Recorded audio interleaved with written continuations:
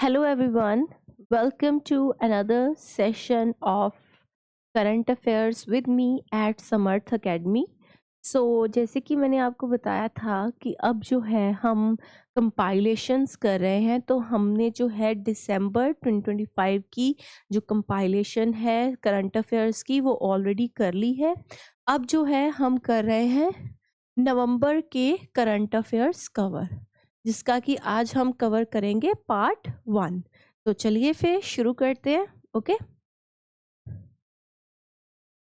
सबसे पहले है जो रिपोर्ट में इंडिया का क्या क्या रैंक है। ठीक है, डिफरेंट टाइप्स ऑफ रिपोर्ट्स यहाँ पे दी गई हैं, उसमें इंडिया का क्या क्या रैंक है वो हम देखेंगे।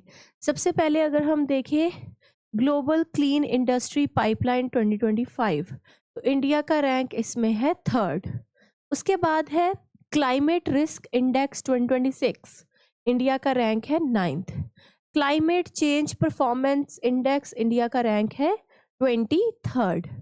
ग्लोबल हंगर इंडेक्स इंडिया का रैंक है 102nd।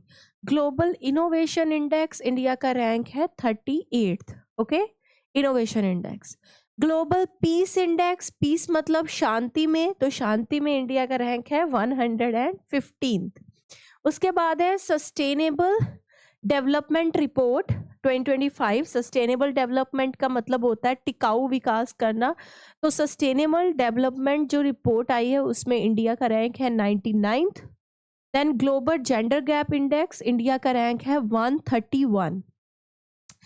Then world press freedom index India का रैंक है 151। प्रेस फ्रीडम में ये बहुत बार पूछा जाता है, इसको आपने कवर कर लेना है। उसके बाद है UNDP gender inequality index, इसमें इंडिया का रैंक है 102nd।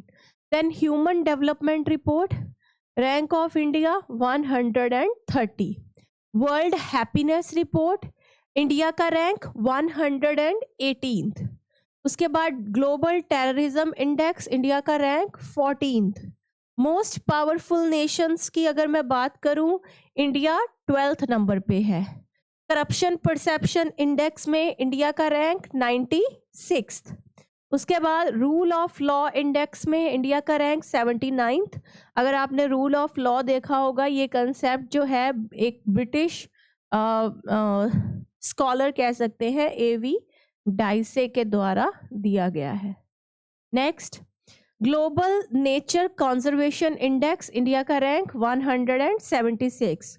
World intellectual property index India का rank 6th। Economic freedom report India का रैंक है 84th। Best countries ranking 2024 India का rank 33। Artificial intelligence preparedness index India का rank 72। Henley passport index India का rank 77th।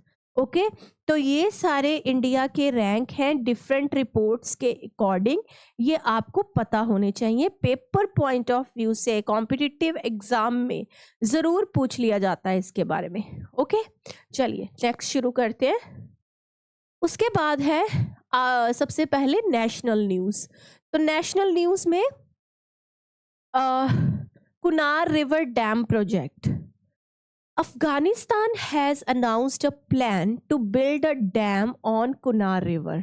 तो Kunar river पे dam बनाने की बात कर रहा है Afghanistan, which may reduce the river flow into Pakistan. आपको पता होगा कि थोड़े टाइम पहले की बात है, अफगानिस्तान पे जो है एक हमला करवाया जाता है, जो कि जो ग्रुप पाकिस्तान में है वो इस हमले की जिम्मेदारी लेता है, जिसमें अफगानिस्तान के जो यंग क्रिकेट प्लेयर्स हैं उनकी भी डेथ हो जाती है। ओके, तो वो कह लीजिए एक एक आक्रोश के करके कह लीजिए कि मतलब इससे क्या हो जाएगा, इस डैम के बनने से, जो ये कुनार रिवर पे अगर ये डैम बनता है तो पाकिस्तान में जो रिवर का फ्लो है वो कम हो जाएगा।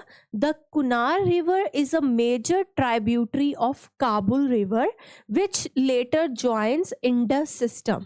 ओके, समझाने की जरूरत नहीं है। It originates in the Hindu Kush mountain in Chitral and has important tributaries like Bashgal and Pech rivers. The project has raised concerns because the river is crucial for water security in the region. तो कह रहा है कि water security के लिए भी जो है ये मतलब इसको उस पॉइंट ऑफ व्यू से भी देखा गया है इस प्रोजेक्ट को। ओके, तो ये एक देखिए इधर से तो पानी बंद है ही है ना। और मतलब अगर देखिए अब ना मतलब दुनिया जो है, आप इस सेंचुरी में आके अभी भी जब लोगों के ब्रेन वॉश कर रहे हैं, लोगों को जो है जीने नहीं दे रहे हैं, उनको ऐसे ट्रेंड छोटे होते से किया जा रहा है कि आप एक देखिए अब हम नॉर्मल हम सुनते हैं कि कितनी देर के बाद हमें एक इंसान की मतलब एक उसमें हम आते हैं इंसान की फॉर्म में। ओके, और अगर आके हमने मतलब जब हम आ चुके हैं इंसान की फॉर्म में धरती पे, तो आके अगर हमने इंसानियत ही ना दिखाई तो फिर क्या फ़ायदा है ना? फिर कौन इंसान, अगर इंसान होके एक दूसरे इंसान का हमने बुरा सोचा, तो फिर आप मुझे बताइए कि फिर क्या ही हमने इस अपने जन्म में सीखा है? अगर हम इस अगले जन्म को बेहतर बनाने की बजाय अगर हम इस जन्म में इंसानियत दिखाएं, लोगों की मदद करें, ना कि बॉम्ब बांध के फट जाएं। ओके, ये नहीं है। ओके, कोई भी मतलब कोई भी धर्म मुझे लगता है इस चीज़ को ग्लोरीफाई नहीं करता है। आई डोंट नो कैसे इनके इतने ब्रेन वॉश कर दिए जाते हैं, मगर कोई भी धर्म ऐसी चीज़ों को ग्लोरीफाई नहीं करता है कि भाई आप सुसाइड कर लो, आप लोगों को जो दूसरे धर्म के लोग हैं उनको मारो। कोई भी धर्म ये नहीं कहता कि दूसरे धर्म के लोग जो हैं वो बेकार हैं, गलत हैं। ओके, ऐसा कहीं नहीं होता है। तो यही है कि ये जो कुनार रिवर डैम प्रोजेक्ट है, ये मतलब पाकिस्तान के लिए भी बहुत ज़रूरी है। ओके, बट फिर भी जो है अफ़गानिस्तान ने ये प्लान अनाउंस किया है कि वो कुनार रिवर पे क्या बनाने जा रहे हैं, dam. Next, Cyclone Montha. Cyclone Montha is developed over southeast Bay of Bengal and may intensify into severe cyclonic storm by 28th October 2025.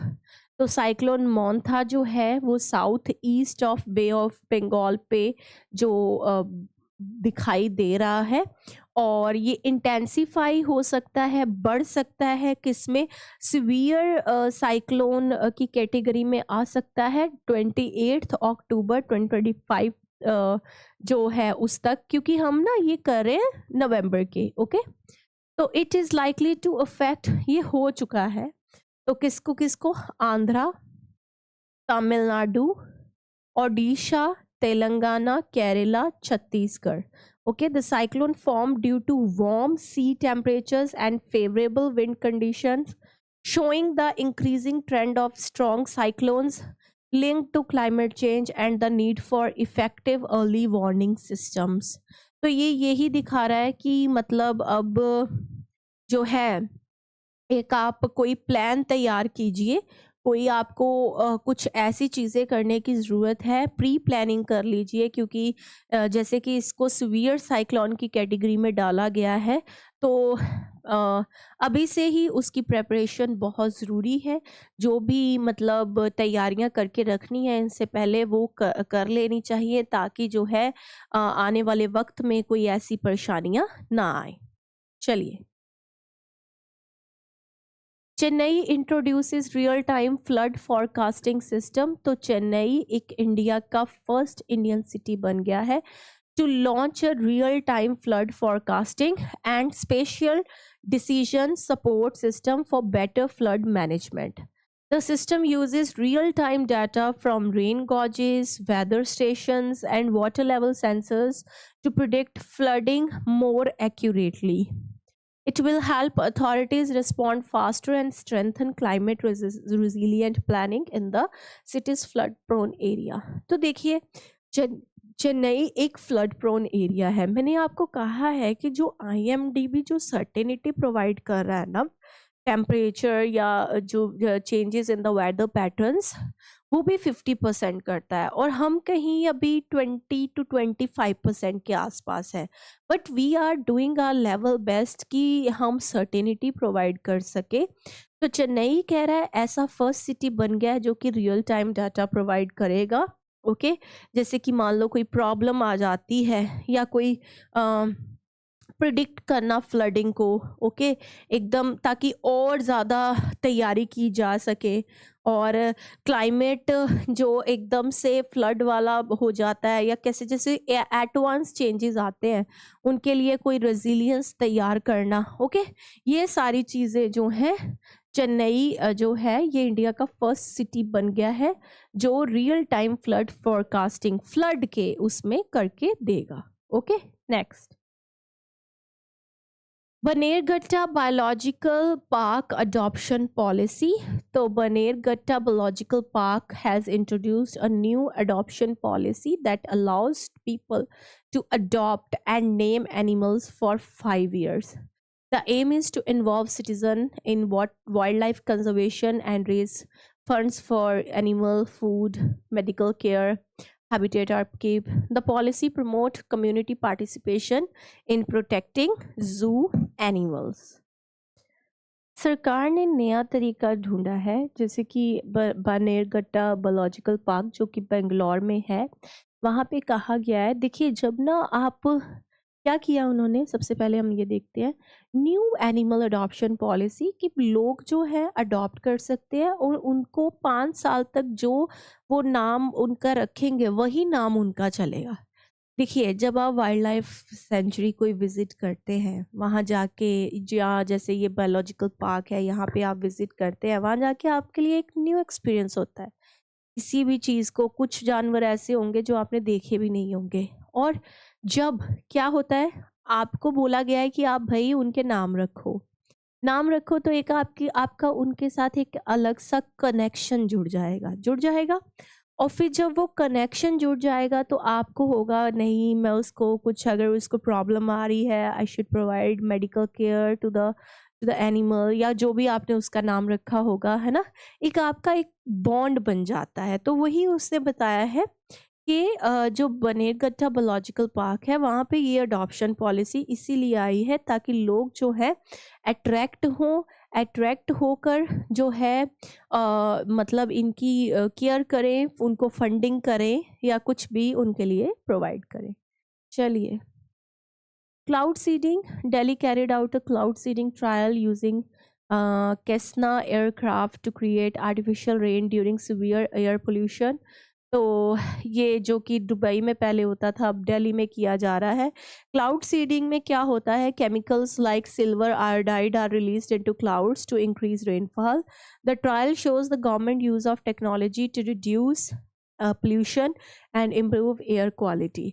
तो क्लाउड सीडिंग में होता क्या है कि केमिकल्स जैसे कि सिल्वर आयोडाइड उसको क्लाउड्स में रिलीज किया जाता है। आपसे पूछ सकते हैं कि कौन सा ऐसा केमिकल है जिसको क्लाउड में रिलीज किया जाता है ताकि रेनफॉल ज़्यादा हो। तो ये है ताकि जो केमिकल्स हैं, जैसे कि जो मतलब जो पोल्यूशन फैला हुआ है वो उसके साथ, रेन के साथ नीचे आ जाए। और ये किस लिए है, ताकि पोल्यूशन इम्प्रूव हो और एयर क्वालिटी खासकर जो है दिल्ली की वो भी इम्प्रूव हो पाए। तो ये सबसे बड़ा मुद्दा पोल्यूशन का ही है। Kunming Biodiversity Fund, 7 countries have received support for Kunming Biodiversity Fund to promote eco-friendly farming. The fund announced at COP15 helps countries implement the coming Montreal Global Biodiversity Framework. Its goal is to support developing nation in protecting biodiversity and strengthening national environment plans.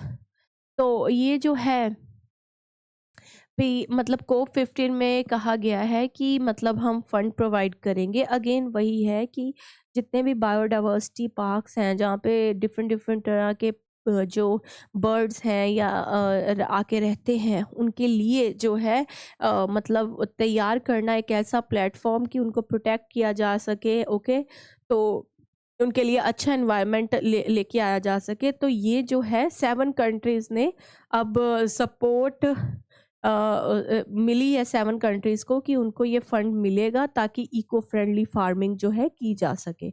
और ये fund announce कहाँ हुआ? कोप 15 के दौरान coming Montreal जो global biodiversity framework हुआ उसके लिए।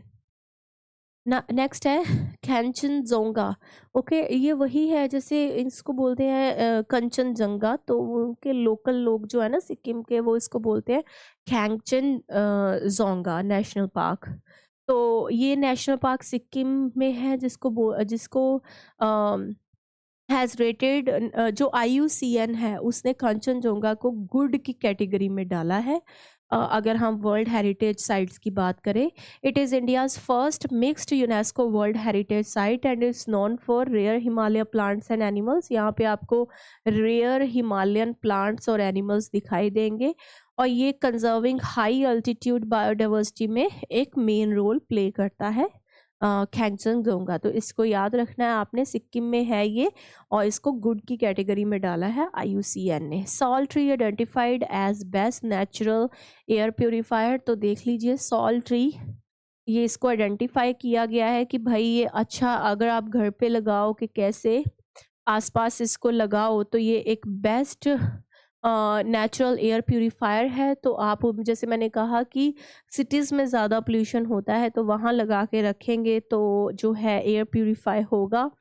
Okay, it's thick vaccine leaves trap fine particulate matter while its high chlorophyll content helps neutralize harmful gases. The finding supports its use in urban plantation drivers for sustainable air quality improvement. तो ये बहुत अच्छा है कह रहा, क्यों? क्योंकि इसका एक वैक्सी इसके लीव्स होते हैं, जैसे जो पर्टिकुलेट मैटर है पोल्यूशन के छोटे छोटे पार्टिकल्स वो इसके लीव्स पे चिपक जाते हैं और क्लोरोफिल कंटेंट इसमें बहुत ज़्यादा होता है कि जो एयर को प्यूरिफाई करने में हेल्प करता है। उसके बाद है soil organic carbon trends in India ICAR। तो साइंटिस्ट ने एक agro ecological map linking soil organic carbon trends with cropping patterns and fertiliser user. Okay, study दिखाती है कि सॉइल ऑर्गेनिक कार्बन जो है वो सॉइल की फर्टिलिटी को तो ठीक करती है और जो अगर हम यूरिया ज़्यादा यूज़ करेंगे तो कार्बन कंटेंट जो है वो लोअर हो जाता है नॉर्दर्न स्टेट में। तो इसके लिए क्या करना है? Recommendation include promoting carbon sequestration and balance nutrient management for sustainable agriculture. तो क्या करना होता है? कार्बन सिक्वेस्ट्रेशन को प्रमोट करना और न्यूट्रिएंट को बैलेंस करना सस्टेनेबल एग्रीकल्चर में। इसलिए सॉइल ऑर्गेनिक कार्बन ट्रेंड्स जो हैं वो ICAR के द्वारा डेवलप किए गए हैं। Indian Council of Agriculture Research, India's dugong population under threat.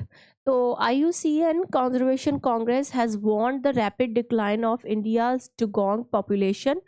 डुगोंग्स क्या है? वल्नरेबल है, ये देख लीजिए, इनको बोलते हैं and depend upon healthy sea grass habitat for food and survival. अगर इनको जीना है तो सी ग्रास जो होती है, हेल्दी सी ग्रास, उस पर ये डिपेंड करते हैं।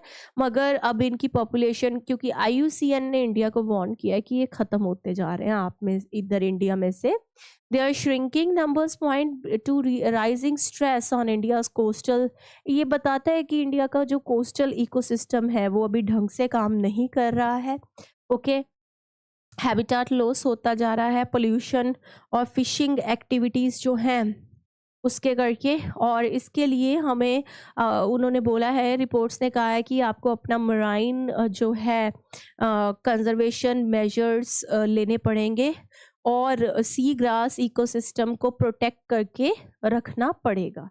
ओके, तो ये ध्यान रखना है। Next, Supreme Court on tiger conservation. तो सुप्रीम कोर्ट ने डायरेक्ट किया है उत्तराखंड को to restore Jim Corbett tiger reserve after reports of illegal construction and environmental damage. तो सुप्रीम कोर्ट ने उत्तराखंड गवर्नमेंट को कहा भी भाई इसको रिस्टोर करो, जो आप ये इलीगल कंस्ट्रक्शन और एनवायरमेंट डैमेज कर रहे हैं वहाँ पे, और कहा है कि इसको स्ट्रिक्ट प्रोटेक्शन दो। ओके, ये इंडिया का फर्स्ट नेशनल पार्क है जो कि की सेंटर है प्रोजेक्ट टाइगर का और नेशनल वाइल्ड लाइफ कंजर्वेशन का। अगर यहाँ पे ही ऐसी न्यूज़ आने लगी कि यहाँ पे इलीगल कंस्ट्रक्शन हो रही है और ये इंडिया का फर्स्ट प्रोजेक्ट टाइगर में जो है नेशनल पार्क है, मतलब बहुत ज़्यादा जिसको कहते हैं इम्पॉर्टेंट है और वही इसका शिकार हो रहा है, तो सुप्रीम कोर्ट ने इसमें जुडिशियल एक्टिविज्म यूज़ करते हुए पावर को ये कहा है। रतन महल वाइल्ड लाइफ सेंचुरी जो है अ टाइगर, उसके बारे में न्यूज़ है कि गुजरात की जो रतन महल जो वाइल्ड लाइफ सेंचुरी है वहाँ पे क्या हुआ है कि tiger has been confirm to be permanently living, वो वहाँ पे परमानेंटली रह रहा है। ओके, विद दिस और इससे गुजरात क्या बन जाता है, only state where all three major big cats lion leopard and tiger are found within one ecosystem. Okay, तो रतन महल में ये तीनों चीजें, मतलब गुजरात ऐसा स्टेट बन गया इसके साथ ही, क्योंकि वहाँ पे एक टाइगर परमानेंटली रह रहा है कि वहाँ पे बिग कैट्स, ये तीनों बिग कैट्स मिलती हैं, लायन लेपर्ड और टाइगर। तो सेंचुरी एक हेल्दी होम है ये वाली रतन महल सेंचुरी, स्लोथ के लिए, बियर पॉपुलेशन के लिए और रीजनल बायोडाइवर्सिटी के लिए। देखिए कितने खुश लग रहे हैं बियर भी यहाँ रह के। चलिए 10th century Gajalakshmi sculpture discovered in Goa. तो 10वीं शताब्दी का गज लक्ष्मी, गज यानी कि हाथी को बोला जाता है और लक्ष्मी तो आपको पता ही है, लक्ष्मी माँ। तो उनका वलवंती रियर नियर पारी विलेज इन गोवा और इसको ढूंढा है रिसर्चर टी मुरुगेशी ने। तो ये देखिए ये 10th सेंचुरी का रेयर गज लक्ष्मी स्कल्पचर है जो मिला है। निंगोल Chakouba festival celebrated in Manipur. तो मणिपुर में ये फेस्टिवल मनाया गया, कौन सा, निंगोल चाकुबा, जो कि कल्चरल बॉन्ड दिखाता है मैरिड वुमेन का और उनके ब्रदर्स का। देखिए सब कैसे बैठी हैं मैरिड वुमेन और सब उनके ब्रदर्स जो हैं आसपास हैं, है ना। तो एक खाने पीने का एक डाइनिंग फेस्टिवल होता है, लोग खुश होते हैं इस फेस्टिवल के दौरान। तो याद रखना है निंगोल चाकोबा। सीधा आपको आ सकता है फेस्टिवल कहाँ से रिलेटेड है, तो मणिपुर से। गुरुचरण यात्रा। गुरुचरण यात्रा began from New Delhi and is headed toward Patna Sahib Gurdwara, where devotees will have darshan of sacred Jod Sahib, the holy shoes of Guru Gobind Singh Ji and Mata Sahib Court. These relics symbolizes deep spiritual devotion and rich heritage of Sikh. देख लीजिए ये है इनके shoes, है ना, जो गुरु साहबान है। तो कह रहे कि वो गुरु चरण यात्रा जो कि न्यू दिल्ली से पटना साहिब गुरुद्वारा की तरफ होगी। आपको पता ही है कि जो गुरु गोबिंद सिंह जी हैं उनका बर्थ प्लेस जो है वो पटना साहिब है। तो सिख हिस्ट्री में पटना साहिब की भी, मतलब बिहार की भी बहुत रेलेवेंस रही है और बहुत सारे बिहारी लोग हैं जो सिख भी हैं और मतलब उन वो और बहुत सारे बिहारी लोग हैं जो वहाँ पे विजिट भी करते हैं पटना साहिब में। तो ये दिखाता है कि इंडिया जो है वो मल्टीपल कल्चर्स के होने के बावजूद भी दे आर इंटरकनेक्टेड, है ना। और सिख हिस्ट्री ने, सिखों ने तो बहुत रोल प्ले किया है हिस्ट्री में हिंदुओं के लिए और दूसरे धर्मों के लिए। तो ये उनकी जो होली रेलिक्स हैं, जो उनके चरण हैं, ओके, वो संभाल के रखे गए हैं ताकि लोग उसके उनके दर्शन कर सकें। Kartik Nach Festival. Nepal celebrated the conclusion of historic Kartik Nach Festival at Patan Darbar Square in Lalitpur on Kartik Purnima. The 300-year-old festival started in the 17th century by King Siddhinar Singh Malla, features traditional open-air dance, dramas depicting stories from the Ramayana and the incarnations of Lord Vishnu. तो इसमें Lord Vishnu के जो अवतार हैं उनके बारे में ये फेस्टिवल है जो कि 300 साल पुराना फेस्टिवल है नेपाल का। ओके, तो ये 17th सेंचुरी में शुरू किया था किसने, किंग सिद्धिनार सिंह मल्ला ने। ओके, ओपन एयर फेस्टिवल है, रामायण और बहुत सारे जो विष्णु जी के जो अवतार हैं उनके बारे में बताया जाता है।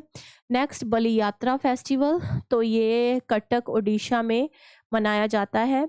ओके, और ancient maritime trade links of Kalinga with South East Asia, ये भी कार्तिक पूर्णिमा को आता है। इसमें Boita Bandana ritual where lamps are floated on the Mahanadi river, तो महानदी रिवर पे लैम्प्स फ्लोट किए जाते हैं। और ये फेस्टिवल जो है रिफ्लेक्ट करता है उड़ीसा का rich seafaring heritage and historical trade जो वहाँ का है, मतलब उड़ीसा का रिच कल्चर बताता है। नेक्स्ट है 150 years of Vande Mataram.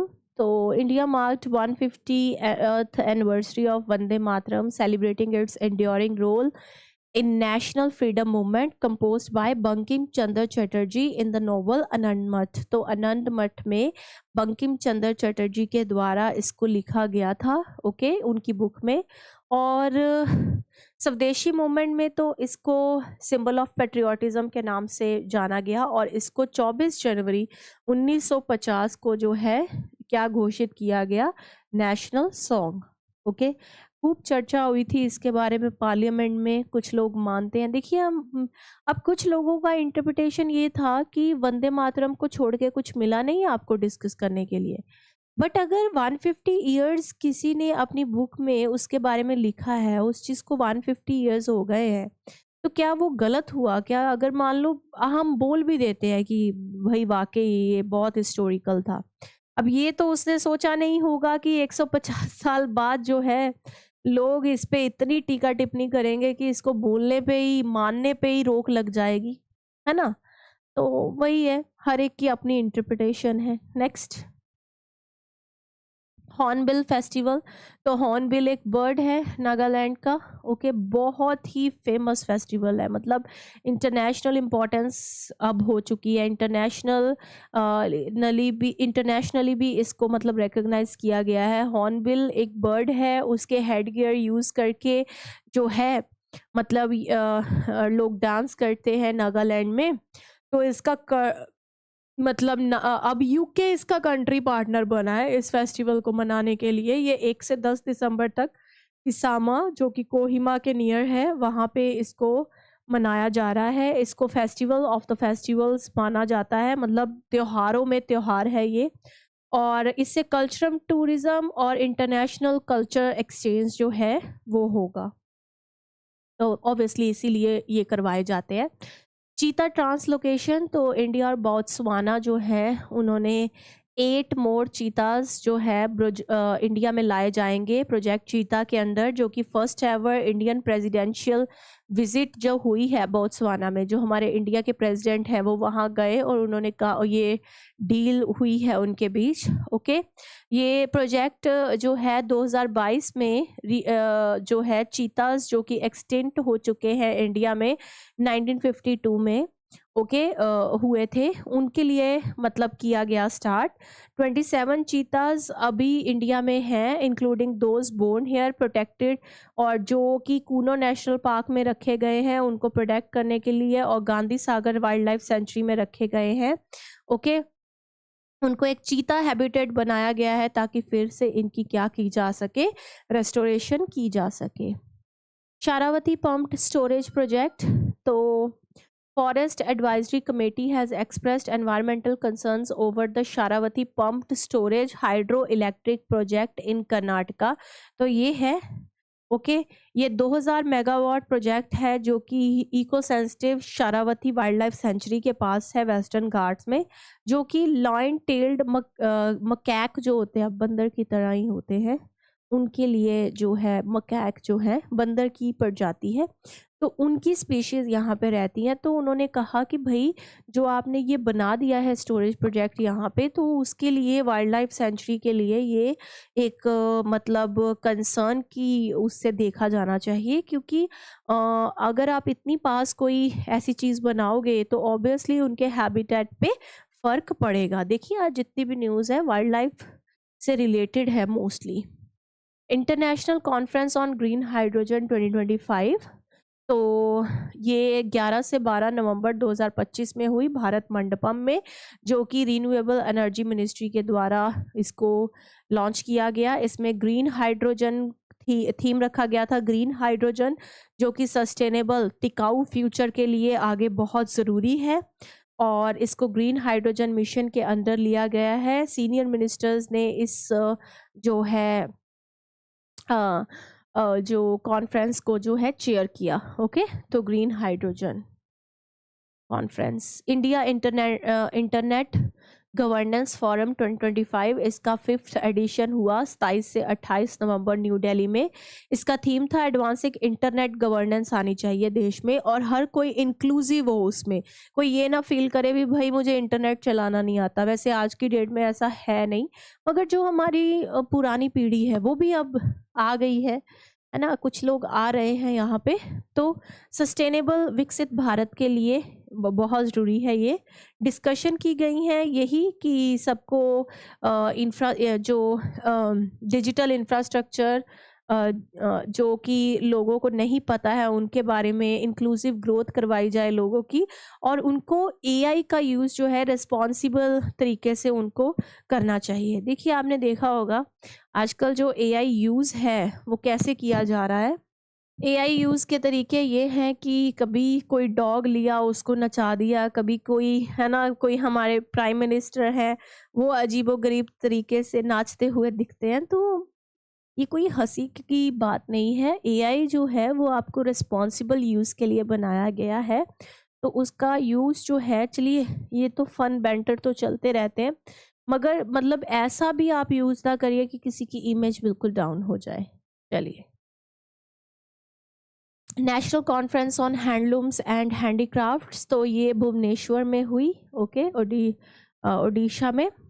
तो यहाँ पे जो है इसमें फोकस किया गया विकसित भारत 2047 का जो हम लेके चले हुए हैं, कि जो ये 2 डे इवेंट है जो कि मिनिस्ट्री ऑफ टेक्सटाइल्स ने करवाया। ओके, और यहाँ पे जो है हैंडीक्राफ्ट और हैंडलूम प्रोडक्ट्स और उनकी वो जितनी भी इंडस्ट्रीज़ हैं, ठीक है, उनको प्रमोट करने के लिए ये मतलब कॉन्फ्रेंस जो है करवाई गई। उन इंडस्ट्री को मतलब उनको स्ट्रॉन्ग करने के लिए, उनको जिससे हम कह सकते हैं कि ताकि वो ज़्यादा से ज़्यादा इस क्षेत्र में आगे काम करें। तो भुवनेश्वर में हुआ। इंडिया इंटरनेशनल साइंस फेस्टिवल जो कि चंडीगढ़ में हुआ दिसंबर 2025 में, इसका थीम रखा गया, ये 11th India international science festival था। थीम था विज्ञान से समृद्धि फॉर आत्मनिर्भर भारत। जो फेस्टिवल है ये साइंस और टेक्नोलॉजी इनिशिएटिव्स से लिंक्ड है। ओके, साइंस सोसाइटी के लिए, नेशनल डेवलपमेंट के लिए और साइंटिफिक इनोवेशन कितनी ज़रूरी है उसके बारे में इसमें बताया गया है। जनजातीय गौरव वर्ष पखवाड़ा 1 से 15 नवंबर 2025, तो ये ट्राइबल हीरोज़ के लिए जो है वो किया गया। देखिए 15 नवंबर को जो उनको तो लोग तो बोलते हैं, जो इनके मतलब ट्राइबल लोग हैं वो तो उनको भगवान बोलते हैं, भगवान बिरसा मुंडा, उनका बर्थडे होता है, तो उसी दिन नेशनल ट्राइबल डे भी होता है। ओके, मनाया जाता है। तो उनके लिए जो है उन मतलब ट्राइबल हीरोज़ जिन्होंने देश के लिए अपनी जानें दी हैं, उस टाइम पे आपको पता है कम्युनिकेशन गैप कितना था, फिर भी ट्राइबल लोगों ने रेवोल्यूशनरी बनके जो है वो पार्टिसिपेट किया है, क्रांतिकारी बनके देश को जो है आज़ाद कराने के लिए अपना सेक्रीफाइस दिया है। तो उनको याद करने के लिए ये पखवाड़ा जो है मनाया गया है। गंगा उत्सव 2025, तो स्टेट जो है mission for clean Ganga UP organise Ganga Utsav, जिसमें कि 2017 की डेक्लरेशन कि गंगा इंडिया की नेशनल रिवर है, और इस फेस्टिवल में ये कहा गया कि हम रिवर कंजर्वेशन करेंगे, हम जो है पब्लिक अवेयरनेस बढ़ाएंगे कि ज़्यादा से ज़्यादा क्लैनलीनेस, गंगा की क्लैनलीनेस पे जोर दिया जाए और गंगा को प्रोटेक्ट किया जाए। 13th international tourism mart for north eastern region, तो ये जो है इनोग्रेट किया गया किसके दो एट पंगथांग गंगटोक सिक्किम।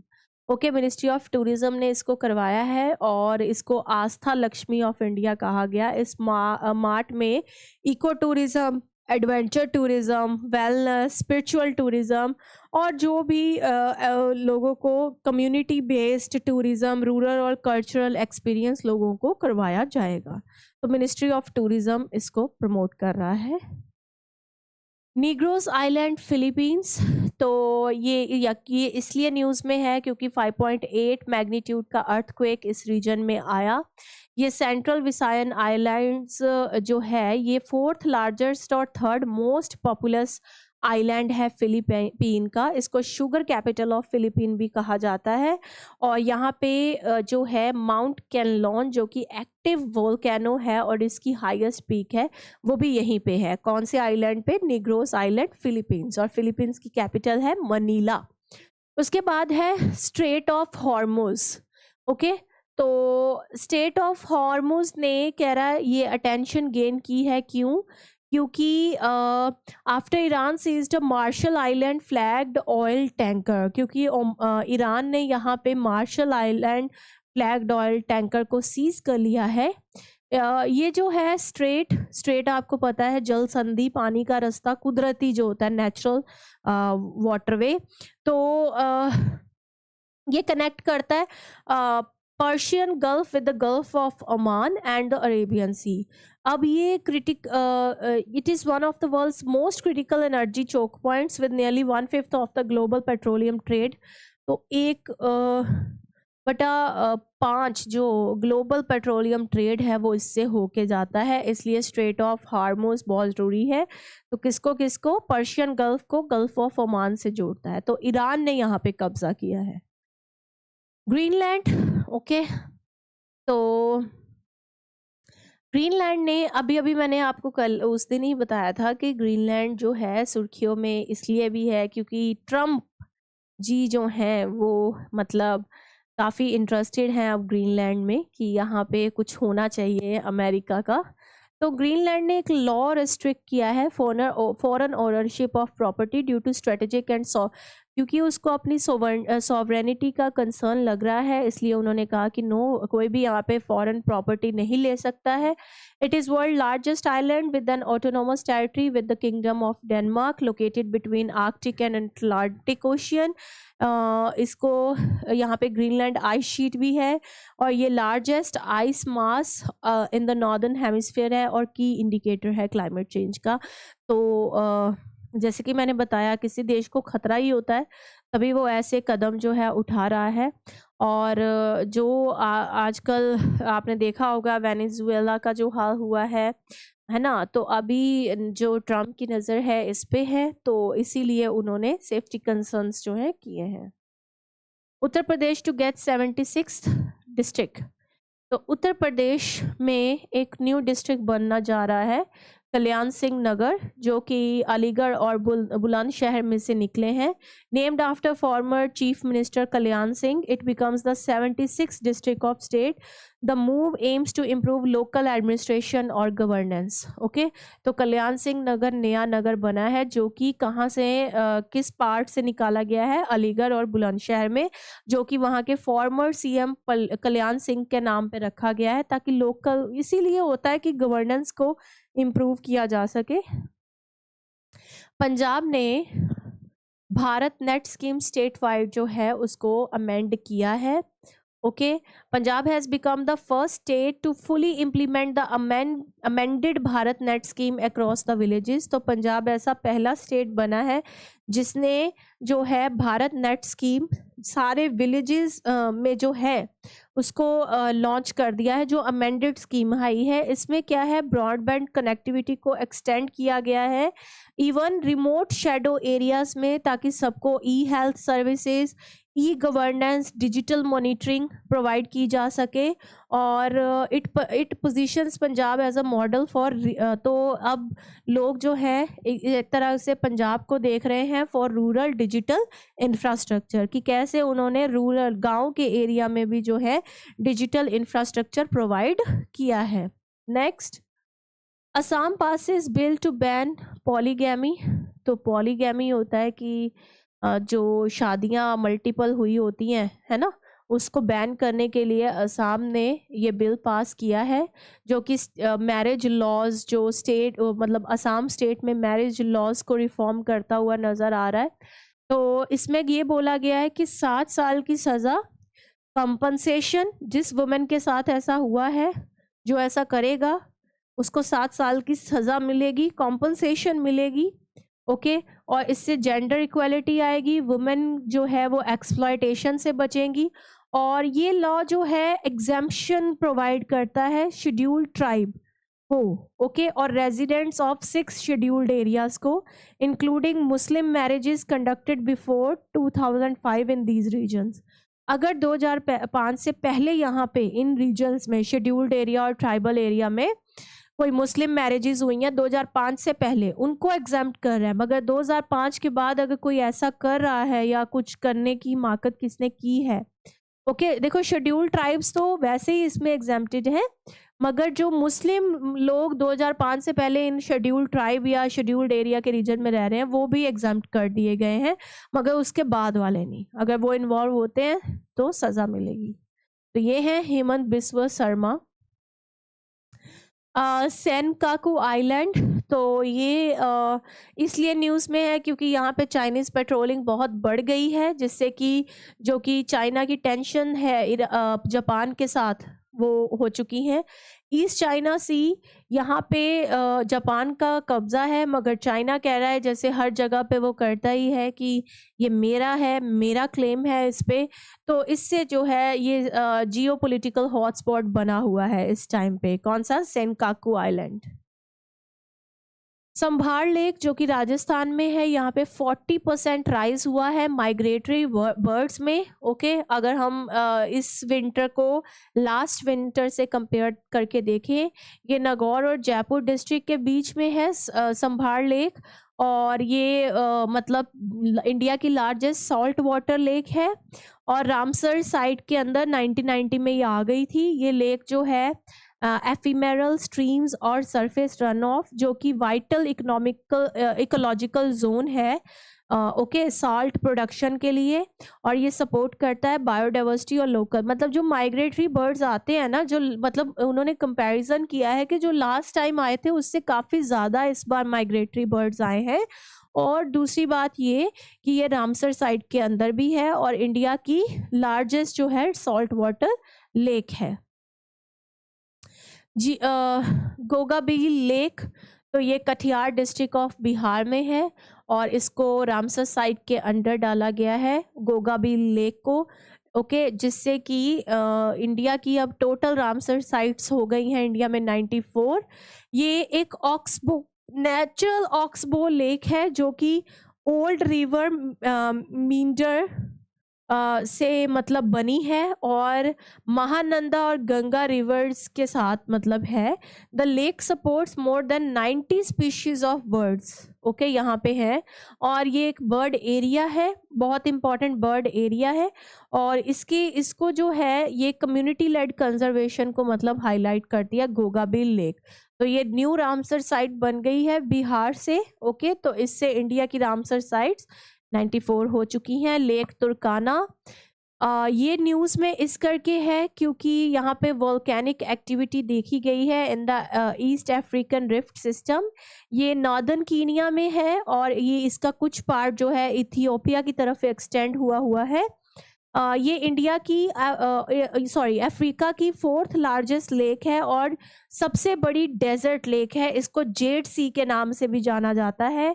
और अगर हम देखें ईस्ट अफ्रीका की सबसे ज़्यादा सलाइन, जिसमें नमक की मात्रा बहुत ज़्यादा होती है, वैसी लेक है। तो इसीलिए कह रहा है इसमें चेंजेस जो है, जैसे कि अभी यहाँ पे वॉल्केनिक एक्टिविटी देखने को मिली है, तो आते रहते हैं। नेक्स्ट है सरांदा फॉरेस्ट झारखंड। तो इसने 31,000 हेक्टेयर्स ऑफ सरांदा फॉरेस्ट को wild life sanctuary supreme Court ने कह दिया है कि ये जो सरांदा फॉरेस्ट है यहाँ पे होनी चाहिए। सरांदा जो है यहाँ पे आपको सॉल फॉरेस्ट दिखेंगे एशिया के सबसे ज़्यादा, और यहाँ पे बहुत ही अच्छा इकोसिस्टम है। कौन कौन सी स्पीशीज़ के लिए? साल, महुआ और कुसुम के लिए।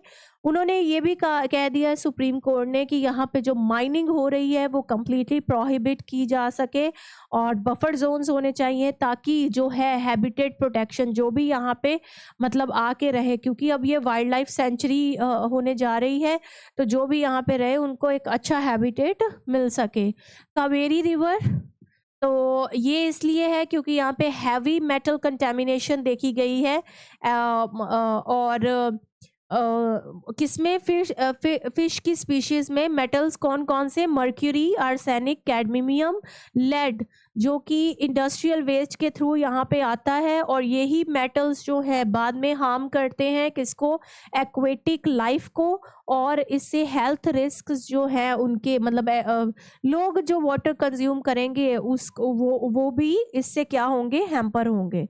तो क्या बोला गया है कि इसका ध्यान रखा जाए, क्योंकि यहाँ पे मेटल कंटेमिनेशन जो कि इंडस्ट्रीज से पानी आता है उसके कारण बढ़ गया है। Lucknow declared UNESCO creativity city of gastronomy.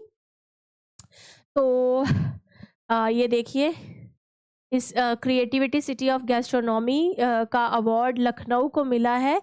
कब? 43rd यूनेस्को जनरल कॉन्फ्रेंस, जो कि खान, जैसे हम खाना खाते हैं ना, तो उसमें किसका बहुत रिच हेरिटेज है, तो लखनऊ का है। ओके, तो यहाँ पे जो है बहुत सारे क्यूजीन्स जो है रखे गए हैं। ओके, जिससे कि बहुत सारे कह रहे हैं ये अकेला नहीं है, बहुत सारे ऐसे सिटीज हैं इंडिया के जो इस कैटेगरी में आते हैं, जैसे कि हैदराबाद को भी गैस्ट्रोनॉमी कैटेगरी में डाला गया है, जिससे मतलब जिससे होता है ना, भी ज़्यादा जब खा लेते हैं तो एक फील होता है हमें कि भाई पेट जो है पूरी तरह से वो।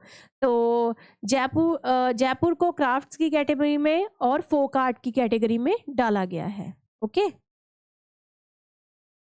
Himachal Pradesh win people first integration award. तो ये people first integration award Himachal Pradesh को मिला है, क्योंकि उन्होंने 51 Him Seva services with DigiLocker to ensure paperless and citizen friendly digital governance में उन्होंने काम किया है, जहाँ पे सारे डॉक्यूमेंट्स कोई मतलब आपको दिखाने की ज़रूरत नहीं है, डिजिटली सब मिल जाएगा। और ये अवार्ड जो है ministry of electronics and technology ने, इंफॉर्मेशन टेक्नोलॉजी ने दिया है, जिससे कि इससे होगा क्या, ट्रांसपेरेंसी आएगी, एफिशिएंसी आएगी, अच्छी तरह से गवर्नमेंट सर्विसेज को हम एक्सेस कर सकते हैं। रोलेन फेस्टिवल, तो ये देखिए, ये इसने भी मतलब जो ये किन्नौर में है हिमाचल में, इसमें जो है ना एक बोला गया है कि जो फेरीज हैं, परियां हैं, कौन सी, सोनी फेरीज, वो जो है इनके विलेज को जो है प्रोटेक्ट करके रखती हैं जब बहुत ज़्यादा विंटर आती है, किन्नौर विलेज को।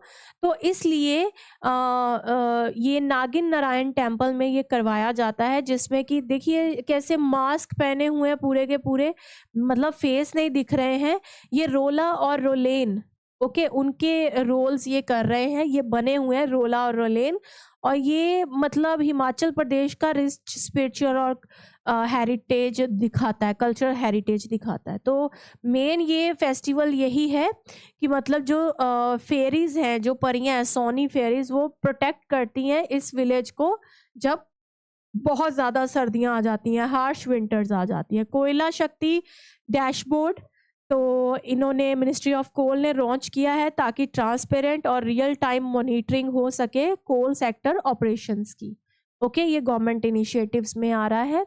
मॉडल यूथ ग्राम सभा, तो इसमें लोगों को यूथ ग्राम सभा में स्कूल स्टूडेंट्स को इन्वॉल्व किया गया है, ताकि वो ग्रास रूट गवर्नेंस, विलेज पे कैसे मतलब जो है लोग वोट करते हैं, पंचायत समिति क्या होती है, नगर पंचायत क्या होती है, वो बच्चों को बताया जा सके। ओके, तो 9वीं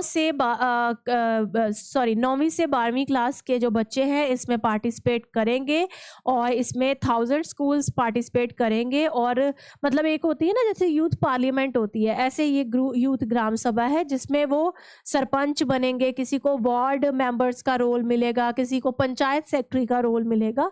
तो ऐसे ये मॉक एक तरह से मॉडल यूथ ग्राम सभा करवाई गई है। समृद्ध ग्राम फाइजिटल सर्विसेज पायलट प्रोजेक्ट, तो इसमें क्या है, रूरल कम्युनिटीज़ को डिजिटली अपग्रेड करने के लिए ये बनाया गया है, ताकि वो भारत नेट कनेक्टिविटी यूज़ करके फिजिकल और डिजिटल सर्विसेज ले सके विलेजेस में। ओके, पिंक सहेली स्मार्ट कार्ड, तो देख लीजिए, ये फ्री बस सर्विस और प्रोवाइड करेगा to women and transgender persons को। कौन सा? पिंक सहेली स्मार्ट कार्ड। डिजिटल पास है जिससे मोबिलिटी इम्प्रूव होगी, सेफ्टी मतलब फील करेंगी पब्लिक ट्रांसपोर्ट यूज करते टाइम वुमेन और ट्रांसजेंडर। तो ये लॉन्च किया है, पूछ सकते हैं आपको किस गवर्नमेंट ने लॉन्च किया है, तो दिल्ली गवर्नमेंट ने इसको लॉन्च किया है। नेक्स्ट, प्रधानमंत्री कौशल विकास योजना। तो इसमें जो है स्ट्रिक्ट एक्शन लिया गया है मिनिस्ट्री ऑफ स्किल डेवलपमेंट के द्वारा। ब्लैकलिस्ट किया गया है 178 ट्रेनिंग पार्टनर्स को जिन्होंने इरेगुलरिटीज शो की हैं। ये 2015 में आया था, जो कि इंडिया में स्किल डेवलपमेंट और लाइवलीहुड अपॉर्चुनिटीज प्रमोट कर रहा है। मगर जो है इसमें क्या होता है, इसमें मतलब जो जिस जिस चीज़ में आपको इंटरेस्ट है उस इंडस्ट्री में आपको भेजा जाता है ताकि आप वो स्किल सीख सके। मगर जो ये रिसेंट एक्शन, जो ये इरेगुलरिटीज आई हैं, इससे ये भी पता चलता है कि मतलब जो क्रेडिबिलिटी जो सरकार ने मतलब प्रोवाइड करना चाहते हैं वो कहीं नहीं है। मतलब सरकार का पूरा ध्यान है इन चीज़ों पे ताकि जो स्किल डेवलपमेंट है वो और स्ट्रांगली की जा सके। National technical textile missions. तो ये एक इंडिजीनियस यानी कि देश में बना हुआ थर्मल टेस्टिंग इंस्ट्रूमेंट से मतलब बना हुआ, इसमें थर्मल टेस्टिंग इंस्ट्रूमेंट किए गए हैं ताकि टेक्सटाइल्स को जो है प्रोटेक्ट किया जा सके। और ओके, टेक्निकल टेक्सटाइल मिशन है, देख लीजिए। इसमें जो है 2020 में ये लॉन्च हुआ था और आउटले ऑफ 1480 करोड़ रुपीस। और एक्सपोर्ट्स में, रिसर्च प्रमोट करने में, टेक्निकल टेक्सटाइल मतलब डिफेंस में कैसे यूज़ हो सकता है, हेल्थ केयर में कैसे यूज़ हो सकता है, एग्रीकल्चर में कैसे यूज़ हो सकता है, तो ये इसमें सिखाया जाता है। ओके, तो हाई परफॉर्मेंस फंक्शनल टेक्सटाइल्स के लिए ये जो है मतलब इंडिया में ये एक ग्लोबल हब की तरह काम करेगा। India first digital museum of tribal freedom fighters. तो ये जो डिजिटल म्यूजियम है ट्राइबल फ्रीडम फाइटर्स का, जैसे बिरसा मुंडा जो मैंने अभी नाम लिया है, ये नवा रायपुर छत्तीसगढ़ में किया गया और इनका नाम शहीद वीर नारायण सिंह मेमोरियल जो है रखा गया। And tribal freedom fighter museum, इसमें VFX डिजिटल प्रोजेक्शन यूज़ होगी कि शोकेस करने के लिए कि कैसे जो हमारे ट्राइबल हीरोज़ हैं उन्होंने इंडिया के फ्रीडम स्ट्रगल में पार्टिसिपेट किया है, और ये हमारी कल्चरल आइडेंटिटी को और जो आदिवासी लीडर्स हैं उनके सेक्रीफाइसेस को शोकेस करेगा। Centre of excellence for next gen telecom innovation. तो इसमें क्या बताया गया है कि जो है टेलीकॉम और साइबर सिक्योरिटी इनोवेशन है, उसमें कैसे जो है मतलब देश में कैसे उसको डेवलप किया जाए ताकि जो है मतलब जितने भी बच्चे हैं आगे आने वाले, ओके, वो जो है इस फील्ड को और ज़्यादा मतलब स्ट्रेंथन कर सके, तो वो इसमें दिखाया गया है। Next, women wellness on wheels. तो एक नया तमिलनाडु ने लॉन्च किया है India's first women wellness on wheel project to strengthen early detection of breast and cervical cancer. उसके बारे में जानकारी, मतलब अर्ली डिटेक्शन उसकी की जा सके। इसमें 41 करोड़ रुपीस जो हैं वो डिप्लॉय किए गए हैं, जिसमें 38 मोबाइल मेडिकल यूनिट्स प्रोवाइड की गई हैं सारे डिस्ट्रिक्ट में, खास करके रूरल और सेमी अर्बन वुमेन के लिए। और इसमें वैक्सीनेशन करवाई गई है, free HPV vaccination for girls जिनकी 14 साल की उम्र हो चुकी है और below through schools and health centres okay under TNMSC supported by 36 crore rupees budget. तो याद रखना है ये सर्विकल कैंसर जो कि ये ना पता नहीं लगता है सच, तो उसके लिए ये किया गया है। अर्ली डिटेक्शन नहीं हो पाती तो उसके लिए है। ब्रह्मोस मिसाइल, ये इंडिया की फर्स्ट बैच जो सुपरसोनिक ब्रह्मोस मिसाइल है, लखनऊ में जो है सक्सेसफुली फ्लैग ऑफ की गई। 380 करोड़ रुपीस जो है फैसिलिटी बूस्ट। ये इंडिजीनियस मिसाइल प्रोडक्शन है जो कि मेक इन इंडिया प्रोजेक्ट के अंदर बनाई गई है। Two stage fire and forget cruise missile deployable from land air, जहाँ से मर्जी, मतलब लैंड एयर सी प्लेटफॉर्म या सबमरीन प्लेटफॉर्म में आप इसको डिप्लॉय कर सकते हैं, जो कि बता रहा है कि इंडिया की स्ट्राइकिंग कैपेबिलिटी और स्ट्रेटेजिक डेटरेंस के लिए तो है ही, मतलब एक डर बना रहता है, वहाँ पे हम इसको लगाएंगे जहाँ पे मतलब एक स्ट्रेटजी के तहत इसको डिप्लॉय किया जाएगा कि कहाँ से ये इजीली जो है मतलब यूज की जा सकती है। SJ-100 Indo Russian jet project pact production pact, तो HAL और रशिया हिंदुस्तान एरोनॉटिकल लिमिटेड और रशिया का यूनाइटेड एयरक्राफ्ट कॉरपोरेशन जो है, इन्होंने MOU साइन किया है कि ये SJ-100 सिविल कम्यूटर एयरक्राफ्ट बनाएंगे। ये ट्विन इंजन जेट सिस्टम है जिसमें 103 पैसेंजर्स होंगे और 3500 किलोमीटर तक इसकी रेंज होगी। ये पार्टनरशिप जो है इंडिया का रीजनल सिविल एविएशन मैन्युफैक्चरिंग में और रोल को स्ट्रेंथन करेगी और इंडिया और रशिया के जो एरोस्पेस कॉपरेशन है उसको भी स्ट्रेंथन करती हुई नजर आएगी।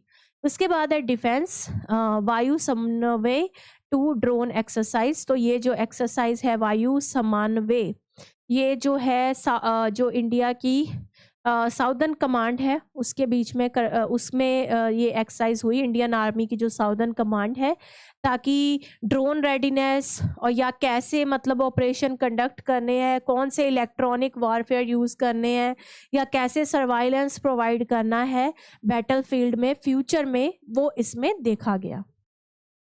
नेक्स्ट है पूर्वी प्रचंड प्रहार, ये एक्सरसाइज जो है मैचुका आंध्र प्रदेश में, अरुणाचल प्रदेश में करवाई गई। इसमें जॉइंट ऑपरेशन हुआ लैंड एयर और मैरीटाइम डोमेन्स में, ओके। और ये एक ट्राई सर्विसेज एक्सरसाइज थी और इसमें मतलब वही रेडीनेस और कैपेबिलिटी चेक करने के लिए। नेक्स्ट एक्सरसाइज त्रिशूल, ये गुजरात और राजस्थान के एरिया में, ये भी एक ट्राई सर्विस एक्सरसाइज थी जिसमें तीनों फोर्सेस इन्वॉल्व हैं, आर्मी, नेवी और एयरफोर्स, और वही उनकी रेडीनेस चेक करने के लिए कितने वो प्रिपेयर हैं बॉर्डर डिफेंस ऑपरेशंस करने के लिए, उसके लिए थी ये। नेक्स्ट एक्सरसाइज मालाबार, जो कि INS सहादरी जो है हमारा जो इंडियन नेवी शिप है, ये एक नेवी एक्सरसाइज है जिसमें क्वाड नेशन शामिल हैं, कौन कौन से, इंडिया, USA, जापान और ऑस्ट्रेलिया, ओके। तो ये एक्सरसाइज जो इंडिया की नेवल डिप्लोमेसी में जो रोल बढ़ रहा है उसके लिए ये एक्सरसाइज बहुत ही इम्पोर्टेंट मानी जाती है, ओके। तो ये इस बार गुआम में हुई। नेक्स्ट एक्सरसाइज गरुड़, तो ये इंडियन एयरफोर्स और फ्रेंच एयरफोर्स के बीच मॉन्डे मर्सन एयरबेस फॉर एक्सरसाइज गरुड़ 2025 वहाँ पे करवाई गई, और इसमें जो है इंडिया के राफेल और जो इधर फ्रांस के Su-30 MKI ने इसमें पार्टिसिपेट किया और ये इंडिया और फ्रांस के बीच में करवाई गई। नेक्स्ट है अजय वॉरियर, ये एक्सरसाइज जो है इंडिया और UK की ज्वाइंट मिलिट्री एक्सरसाइज है, ओके। इसमें भी डिफेंस कोऑपरेशन और रेडीनेस चेक करने के लिए, बस आपको ये याद रखना है किसके बीच में करवाई गई। उसके बाद है BSF commissions Durga drone squadron, okay, Madhya Pradesh में उसको डाला गया। ये स्क्वाडन जो है ये भी इसीलिए है ताकि जो वुमेन है उनको मतलब एडवांस डिफेंस रोल्स दिए जाएं और वो अच्छे से जो है ड्रोन्स टेक्निक सीखें कि कैसे उसको यूज़ करना है। देन त्रिशूल 2025, ये भी ट्राई सर्विसेज एक्सरसाइज है जो 3 से 7 नवंबर को थार डेजर्ट गुजरात कोस्ट पे और नॉर्दर्न अरेबियन सी के अराउंड करवाई गई, ओके। इसको जो है कोड नेम दिया गया महागुर्जर, ओके। और ये एक्सरसाइज जो है जॉइंट एक्सरसाइज थी आर्मी, नेवी और एयरफोर्स की, ओके। तो इसलिए इसको इसने फोकस किया किस पे, जय पे, जय जॉइंटनेस, आत्मनिर्भरता और इनोवेशन पे। नेक्स्ट है एक्सरसाइज ब्रह्मशिरा, तो ये एक्सरसाइज 11 से 13 नवंबर को 2025 को Rann and creek sector of Gujarat में करवाई गई, ओके। और ये इंडियन आर्मी की साउदर्न कमांड, नेवी, एयरफोर्स और coast guard, BSF civil administration को जो है स्ट्रेंथन करने के लिए उनकी प्रिपेयर्डनेस चेक करने के लिए करवाई गई। नेक्स्ट आ गए हैं MCQ, तो फटाफट देख लेते हैं। वर्ल्ड वीगन डे कब मनाया जाता है? तो 1 नवंबर को। वर्ल्ड जेलीफिश डे कब मनाया जाता है? 3 नवंबर को।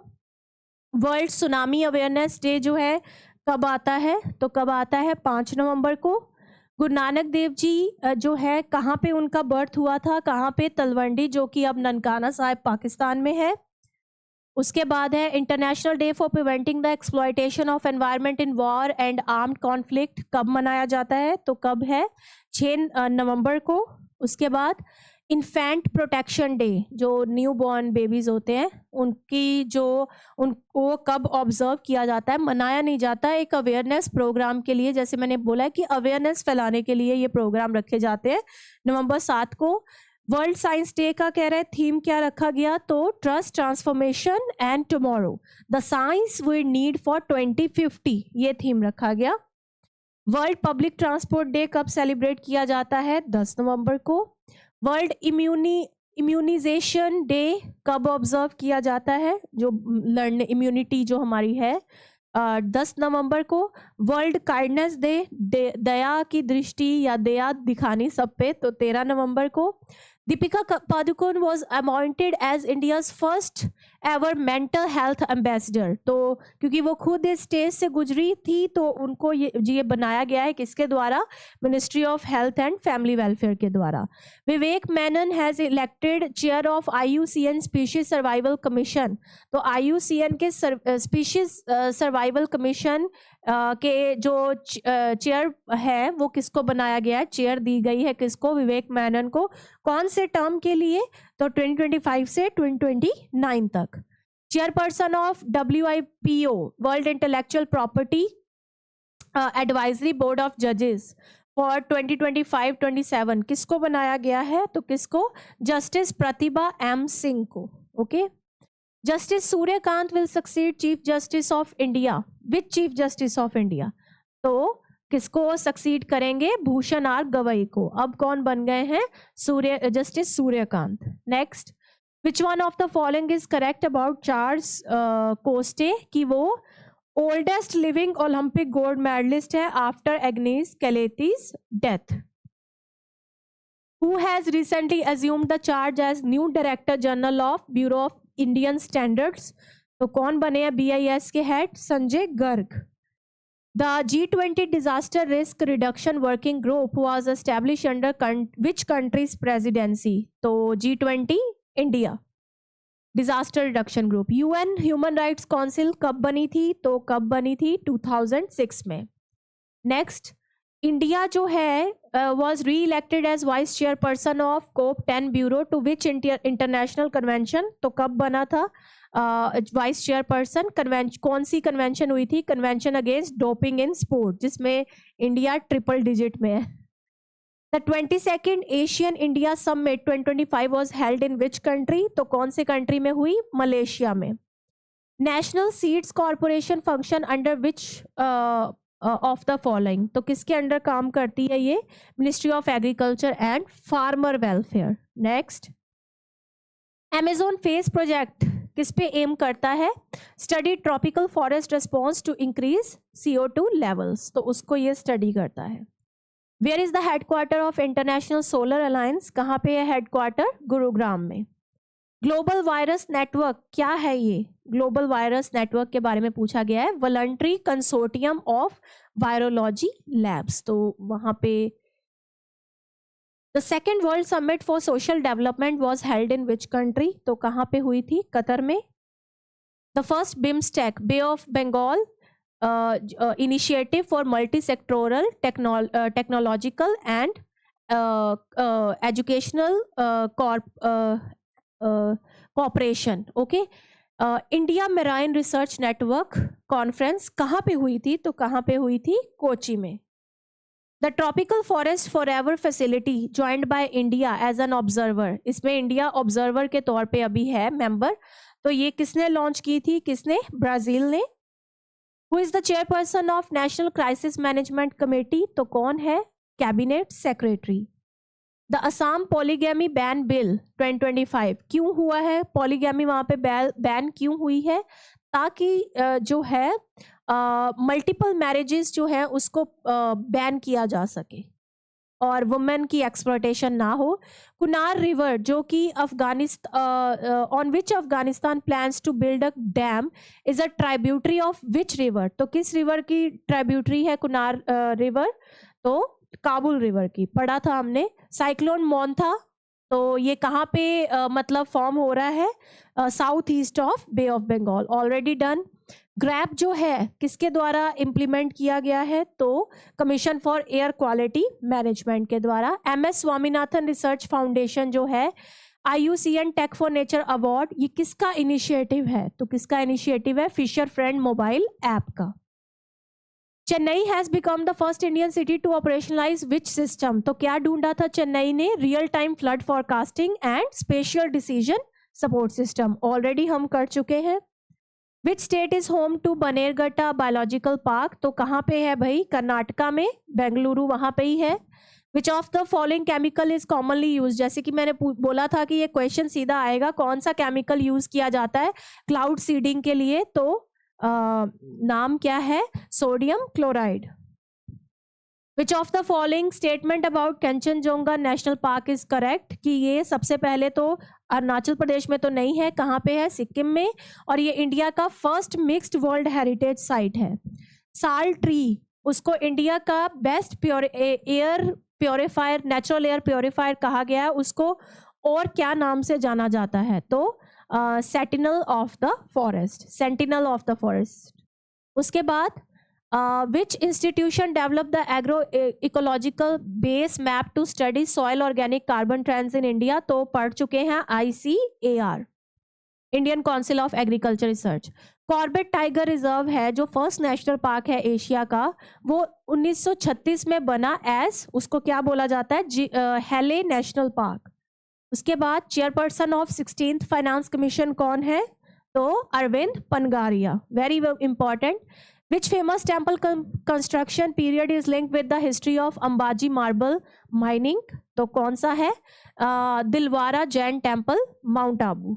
Then the Ningol Chakouba festival, तो किसका है, मणिपुर का, ऑलरेडी डन। उसके बाद है जोर साहिब किससे एसोसिएटेड है, ये फुटवियर है गुरु गोबिंद सिंह जी के और माता साहिब कौर जी के, पढ़ चुके हैं।